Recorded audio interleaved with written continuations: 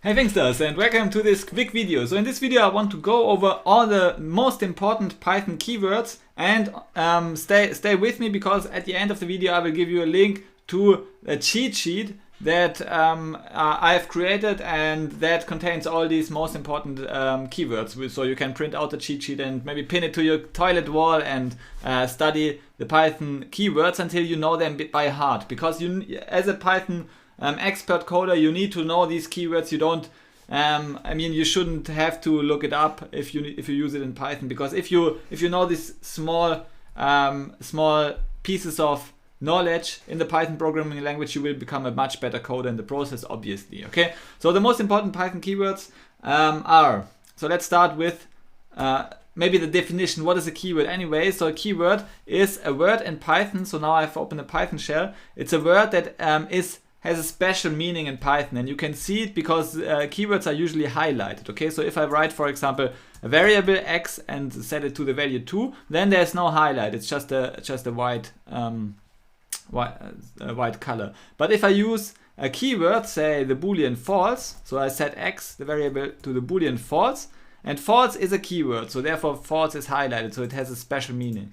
Okay, and the first two keywords is basically the Boolean false, which you have already seen. Like you can use the comparison operator, two equal signs, to compare it with any false statement, like 1 is larger than 2, and this should result in true. Okay, so this one, so if you have, for example, 1 is larger than 2, this is a Boolean false value. Okay, so this is how you can produce a Boolean false value. And then similarly, the Boolean true value is also a keyword in Python. Okay, so the false and true are the first two keywords. Then we have 3 more keywords in the logics area, and this is and, or, and not. So for example, we can have the following code. So say we have x and y, and we set x and y to true and false. Okay, and you can see this multiple assignment feature here. So we set x to true and y to false, and now we can do some logical operations, like for example x or y. So you can already guess what is the result of this code, x or y. So if you have a true statement or a false statement, what is the overall Boolean result? Yeah, it's true, so it's also a true value. So if either one is true, then the overall result is also true. And similarly, we can use the AND operation, and you see the AND keyword is also a keyword. So the AND is also highlighted, like or and true and false. So x and true is false, because x and y is only true if both x and y are already true. In all other cases, it is false. And then we have like not y. Y is initially false, so not y is true. So the not operator just switches the Boolean value from true to false, or from false to true. Okay, now you already know the 5 very important keywords, and, or, not, and false and true. And let's go on with some control statements. So in Python you have control flow, like you can have a while loop, and we can use while true, and this loop will basically loop forever. Like, so we can do, I'll show you. So if you print hello, for example, and we run the loop, it will just run forever. It will never stop. But so now I have forcefully interrupted it. But we can use the break statement, and the break statement will basically it will enter the loop body, but then the break statement will break us out of the current control structure in which we are currently residing. So in the current loop, basically. So we break out in the loop, and you will see there's no infinite loop here. Even if you have a while true, so the true condition is always fulfilled. So the loop will of course be run forever, but we can break out of the loop by using the keyword break. And the interesting thing here is now we have 3 keywords. We have the while loop keyword that indicates, okay, now we are starting a loop that repeats itself again and again. We have the loop body consisting only of a keyword break, and we have the true Boolean true value, which is also a keyword. Okay, so it's possible to write whole computer programs just with keywords, but it's just for fun, of course. Okay, then similarly, so now you already know about the while keyword, so let's stay with the while loop, and now we can have a continue statement. And say continue is, let's print something here like 42, So this is also in the loop body. You would expect, so without the continue, we would enter the loop body, we would print 42, then we would go into the next iteration of the loop, and so on. So we would print 42 a lot. But if you execute this code, we see that it runs forever. So it doesn't terminate this code, but it doesn't print anything to the shell. Why is that? So now I have forcefully interrupted it with Control C. So why is that? Because the continue statement, so it enters the loop, then it hits the continue statement. The continue statement means continue the current loop at the beginning. So go back to the loop condition and check if the loop condition is fulfilled, and then move on. So it checks the loop condition, it's true, it goes to the continue, it checks the loop condition, checks continue, loop condition, continue. So this part here is basically dead code, so this is never reached in this case. So this is how you can use the continue and the break statement to break out of loops and to continue the operation at certain parts so to like abort certain computations downstream in a given loop body. Good, then let's have the class keyword. Let's have a look at the class keyword. So for example, we create a class, say coffee, and the class coffee has an init function. So the init function is simply so-called constructor. It helps us to create some object.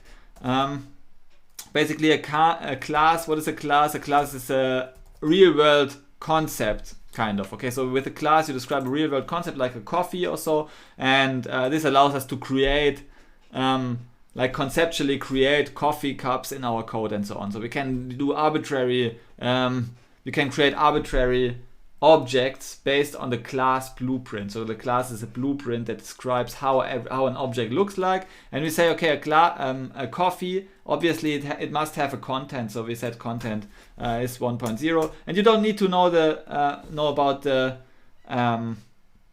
maybe let's copy this, because you don't have to understand everything which I did here. It's just I just want to basically show you some keywords. And we can also have a method, class method drink. And if you drink a coffee, then the content goes to 0, right? So from 1 to 0, because we drink the coffee is empty. Okay, so now we have defined the class. And now we can, for example, create a variable cup and set the cup to the result of coffee. And you see here this opening and closing parentheses. It creates a new coffee for us. So now the cup is a coffee, so we can print the cup, and you see it points to a memory object that is basically like the string representation of this is coffee object at the memory location. This is the memory location. Really in the memory in your computer at this location there resides this new object which we have just created. And so for example, now we can do the following. So we can print cup content. Now it's 1.0, but now if we hit cup.drink, because we have defined the drink method, right? Now we have drunk the coffee, so the cup should be empty. So let's print the content, and you see the content is empty. Okay. So now you have learned about a lot of keywords. So you have learned about the class keyword, and you have learned about the def keyword. The def keyword helps us to define functions or methods, and so the def keyword usually it follows after def keyword there follows a variable name, like in our case method name or function name, like in our case drink. Then we have the opening and closing parentheses, and in between we have an argument list.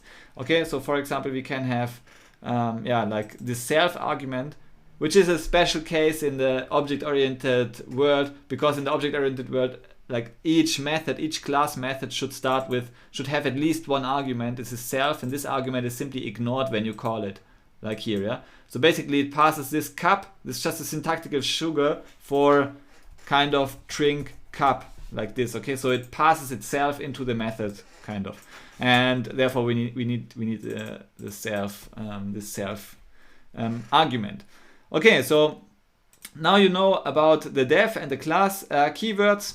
So let's maybe have something simple again. So say we have a variable x, and the variable x we convert it to an integer value from our input, and we ask the user to input some value, like input your value, and now let's close it. And now it asks us, okay, the Python shell asks us our value, say it is 42, and now we can run x is larger than 3, then we print big. Else, or we can use elif. Elif is another keyword. If elif x is equal to 3, then we print medium. And in the last case, we simply print small. Okay, so this is possible. You have now seen 3 keywords. So we print big because 42 is obviously a big number according to our definition here. And yeah, you have learned about the if keyword, the elif keyword, and the else keyword. So all of them are important keywords. You already have learned about the while loop, but there's also another type of loop. It is called a for loop. So we can run for I in a given list, for example, and we can simply print the results. And now you see we print the results 0, 1, and 2. So we have the variable I. This is called the loop variable. We have the in keyword. So the loop variable takes all values in our iterable. It can be a list, can be a set, can be anything else over which you can iterate. Like it takes on all values 0, 1, and 2, and then it prints those values to the shell using the built-in print method. And you can see we have 2 keywords here. We have the for loop keyword and we have the in keyword. And the in keyword, now let's have a look at the in keyword. So we can use the in keyword to check membership in a given iterable. So say we have an iterable, the same one as before, 0, 1, 2. And now we can check 2 in this iterable, and this should return true, right? And if you have, say, 42 in our iterable, it returns false because 42 is not an element of our iterable. Okay, so this is how the iterable works, and this is why we need it for the for loop. So we iterate for every value in our for which this value returns true, basically. So we go over, so the variable loop variable I takes on each value of the iterable which we pass here. So this is how the in and the for loop work.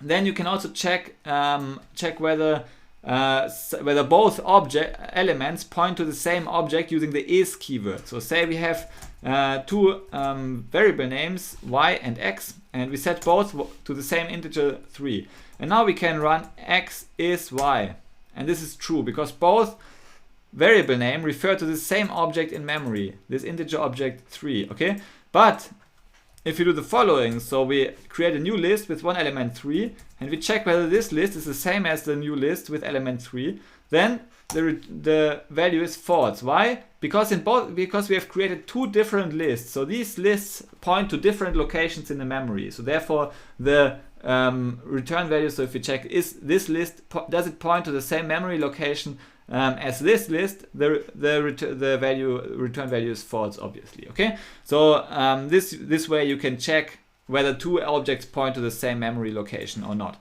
And another keyword is, so it's a keyword none. So if you define a function, for example, in which you set a value x to 2, this function actually doesn't have a lot of sense. Now we create a function, so we execute the function once, and you check whether it is none, and this returns true. Okay, so if we execute f, then we basically don't get any result to the shell, but the function f has an implicit return value. Because we don't have defined a return value here, the return value is none. So if you would have defined the return value like this, so we have again the function f, we set x to 2, and now we return x.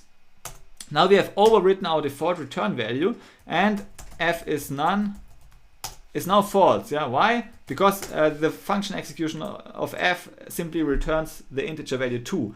It doesn't return none anymore. Okay, so now you have also learned about the return statement. The return statement you can use in functions to return a given value to the caller of the function. Good. Then maybe we have one last keyword. This is the lambda keyword. So we can say we create a function like this. We can create a variable name f. We set it to lambda. Now we have the lambda arguments return value. Okay, so this lambda keyword basically creates a new function object that is anonymous. So there's no this function doesn't have any name, and then it creates a function object, and now we can assign this function object to a variable called f, so that the function object gets a name basically. And now we have to define the arguments here. Arguments can be, say, argument x, so this is how we call the function later, and now we can have the return value x plus 3. Okay, this way we have created a new function object. Now we can use the function f, pass any element, like any value, into the function, and it returns this argument which we have passed plus 3. Okay, so it takes the argument, it adds 3, and it returns this value to the shell. So this is like a very short and concise way to create a small function in Python, and it is used very, very frequently. Okay, so that's it. If you are interested in these keywords and becoming a better Python coder overall, then check out my cheat sheet. I have created a Python cheat sheet here that basically summarizes all of those keywords. You should study them and know them by heart. And we have also I have also created even more advanced cheat sheets, like 7 or 8 such cheat sheets with the most important Python information, and you can print them and post them to your wall until you really understand all of those concepts. So I will give a link in the description below where you can get these cheat sheets. And yeah, thanks for watching this video, and see you in the next video. Bye.